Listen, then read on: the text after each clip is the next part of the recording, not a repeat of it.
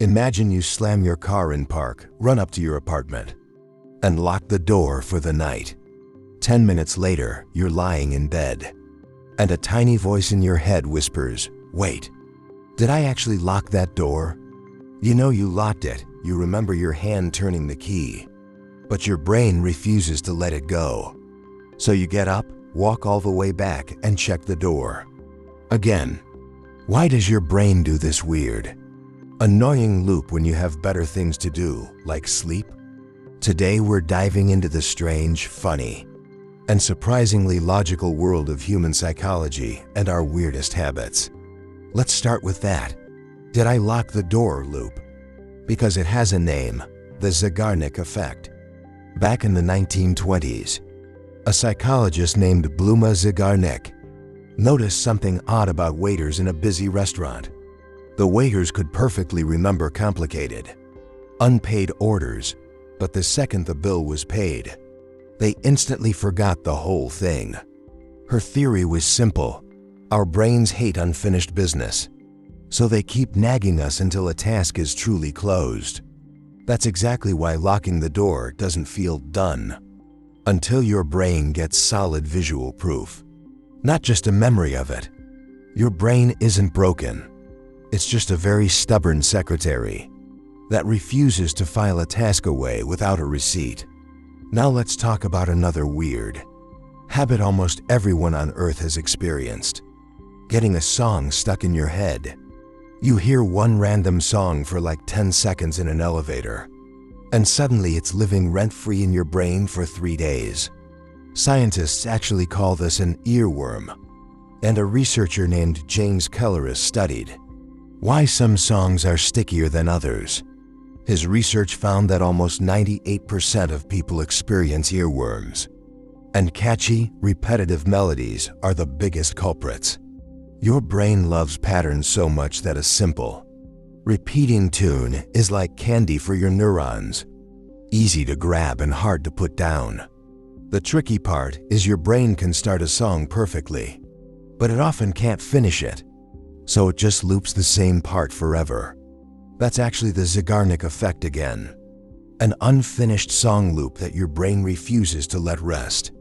Okay, but why do so many of us talk to our pets, our plants, or even our cars like they can understand us? This is called anthropomorphism, which is just a fancy word for giving human feelings to non-human things. Our brains are wired to look for minds everywhere because, for most of human history, assuming something was alive kept our ancestors safe. If your ancient ancestor heard a bush rustle and assumed predator instead of just wind, they survived to have kids. So talking to your car when it won't start isn't crazy. It's actually a leftover superpower from your cave-dwelling ancestors. Speaking of survival instincts gone a little sideways, let's talk about superstitions, like knocking on wood or avoiding black cats. In 1948, a psychologist named B.F. Skinner ran a famous experiment on pigeons that explains superstition perfectly. He put hungry pigeons in a cage that dropped food at completely random times, no matter what the pigeon did. But the pigeons didn't know it was random, so they linked the food to whatever weird move they happened to be making at the time. One pigeon started spinning in circles. Another started bobbing its head, convinced that this exact move was the magic trick for food. Skinner called this superstitious behavior, and honestly, humans do the exact same thing every single day. Think about an athlete who wins wearing one specific pair of socks. So now those socks are lucky forever. Your brain is a pattern-finding machine so powerful that it sometimes finds patterns that literally do not exist. That's also why you might avoid walking under ladders or feel nervous about the number 13, even if you don't fully believe in it. Now here's one more strange habit: the reason you jump right before falling asleep, called a hypnic jerk. Scientists have a few theories, but one popular idea is that your brain briefly confuses relaxing muscles with actually falling. So your ancient brain panics for a split second, sends an emergency signal, and boom, you jerk awake like you dodged a branch.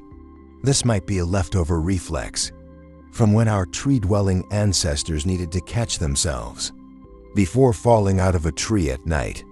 Isn't it wild that a habit from millions of years ago is still living inside your body every single night? So let's zoom out for a second and connect all these dots together. Checking the locked door, getting a song stuck in your head, talking to your dog, having lucky socks, jerking awake at night, none of it is random nonsense. Every single one of these habits is actually an old survival tool, just running on modern-day hardware. Your brain isn't trying to annoy you. It's trying to protect you, using instructions that were written for a world that doesn't exist anymore. That's honestly kind of beautiful, because it means you're weirdest. Quirks are actual proof of how far humanity has traveled. The next time you catch yourself walking back to double-check a lock, don't feel embarrassed, feel amazed. You're carrying a brain built by millions of years of survival, just trying its best in a world of smartphones and Wi-Fi passwords.